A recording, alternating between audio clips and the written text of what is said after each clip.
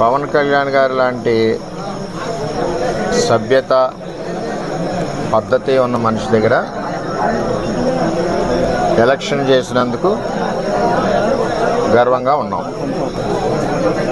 ఆయన దగ్గర నుంచి కానీ 2009 జనసేన పార్టీ దగ్గర నుంచి కానీ మాకు ఏ విధమైన ఇబ్బందులు లేవు. మేము ఎప్పుడు కూడా కలిసికట్టుగా ఒకే కుటుంబంలాగా మొన్న ఎలక్షన్ చేసాం, అటు పని చేసుకున్నాం. ఏదైతే తెలుగుదేశం పార్టీ నుంచి 5 నెలలు 6 నెలల ముందు వెళ్ళిన 20-25 మంది జనం ఉన్నారో వారిని స్థానిక ఎంపీ వైసీపీ పార్టీ అని చెప్పి పార్టీలో జాయిన్ చేసుకుని ఉండడం జరిగింది. వాళ్లే ఈ దాడి చేశారు మణిపూర్లో. చేత చాలా అవుతుంటాయి, మేము ఫేస్ చేయగలం. మాకు చేతగా కాదు, చేతగాని దద్దంలో కాదు. మేము ఈ దాడి ప్రత్యక్షంగా పోలీసులు ఉన్న చోట జరిగింది, పోలీసులు ఉన్నప్పుడు జరిగింది. మేము ఒక ఆయన్ని సర్పంచ్ గారిని కలవడానికి వెళ్ళాం. ఎలక్షన్లో రకరకాలుగా చేశాం. మేము పబ్లిక్గా చేసిన వాళ్ళు ఉన్నారు, చాటుని చేసిన వాళ్ళు ఉన్నారు, వెనకుండి మాకు హెల్ప్ చేసిన వాళ్ళు ఉన్నారు. ఇవన్నీ మేము చెప్పం కదా, ఊరందరికీ చెప్పాలని పని నాకు లేదు కదా. నాకు ఆయన బాధ్యత చెప్పారు ఎలక్షన్, ఆ బాధ్యత నేను నెరవేర్చాను. అంచేత వాళ్ళు దాడి చేశారు, చాలా దారుణంగా దాడి చేశారు.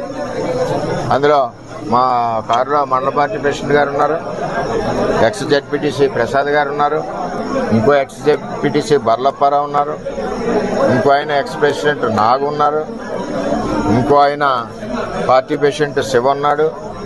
ఎంతమంది ఉండగా సడన్గా సీసాలు, ఇటుక బెడ్లు, ఇది మండలంలో ఒక ప్రాక్టీస్ అయిపోయింది.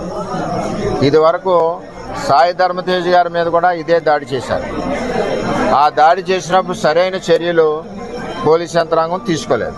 ఆఖరికి వాళ్ళు వెళ్ళిపోయాక దాడి జరిగిందన్నారు తప్పితే, వాళ్ళు ఉండగా దాడి జరిగి దెబ్బలు తగిలితే వాళ్ళు వెళ్ళిపోయాక దాడి జరిగిందన్నారు. సరే, ఇదంతా కాంట్రవర్సీ ఎందుకని మేము మాట్లాడుకుంటున్నాం. ఇది నన్ను చంపడానికి కుట్ర జరిగింది. అంటే నాకు కూడా ఊళ్ళో కార్యకర్తలు కూడా 150 మంది కూడా ఉన్నారు కాబట్టి ఇవన్నీ సీసం బెంకులు, ఒళ్ళంతా కారులో ఇటుక బెడ్లు, 2-3 గాయాలు, ఇవన్నీ జరిగినాయి. సరే, చూద్దాం ఏమవుతాం. ఇవన్నీ ఇటువంటి పిరికి బంద చర్యలకు భయపడేది ఏముండదు. వర్మ ఎప్పుడు కూడా 22 ఏళ్ళ నుంచి ఉన్నాడు, ఎప్పుడు కూడా ఇటువంటి వ్యవహారం జరగలేదు. ఈ సంస్కృతి పిఠాపురంలో ఇప్పుడే వచ్చింది. ఇప్పటి వరకు పిఠాపురంలో ఇటువంటి సంస్కృతి లేదు. చట్టం ఉంది కదా.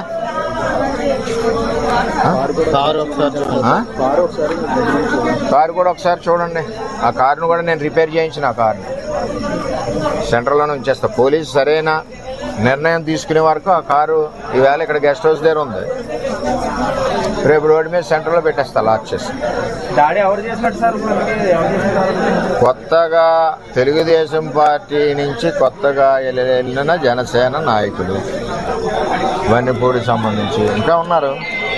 వాళ్ళ చరిత్ర కూడా ఇది వరకు అదే. అందుకనే పార్టీలోంచి పంపించాం, ఆ పార్టీలో తీసుకున్నారు. అది ఎవరి పార్టీ వాళ్ళ ఇష్టం, మనం వద్దని అనడానికి వీల్లేదు. సరే, ఏం జరుగుద్దో ఆలోచిద్దాం. మా నాయకులు అయితే కంప్లైంట్ వద్దన్నారు, మేము ఇప్పటి వరకు కంప్లైంట్ కూడా ఇవ్వలేదు. అది జనసేన అధినేతకి నిన్నటికి నేటికి కూడా మీరు దేవుళ్ళలాగే కనిపించారు, దేవుడు అనేది అని అంటున్నారు.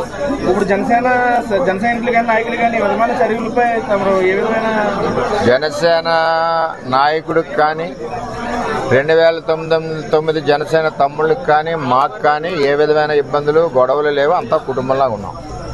ఏదైతే తెలుగుదేశం పార్టీ నుంచి వెళ్ళిన నాయకులు ఉన్నారో 20-25 మంది, వాళ్ళందరూ మా పార్టీ కార్యకర్తల మీద దాడులు చేస్తున్నారు, మా మీద దాడి చేస్తున్నారు, నా మీద ఫస్ట్ టైం ఈ విధంగా చేస్తూ ఉన్నారు.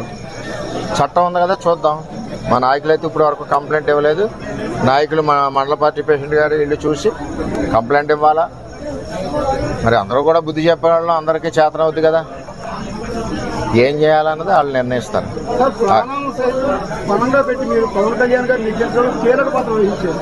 ఈ రోజు మీరే చెప్తున్నారు ప్రాణాలు కూడా తీయబోయారని చెప్పి, అదే జనసేన కార్యకర్తలు వన్నిపూడి గ్రామంలో అంటున్నారు. అసలు ఏంటి సార్ ఇక్కడ సవరణ జనసేనలోకి తెలుగుదేశం పార్టీలోంచి వెళ్ళిన జనసేనకి వెళ్ళిన కొత్త జనసేన కార్యకర్తలని చెప్తున్నాను.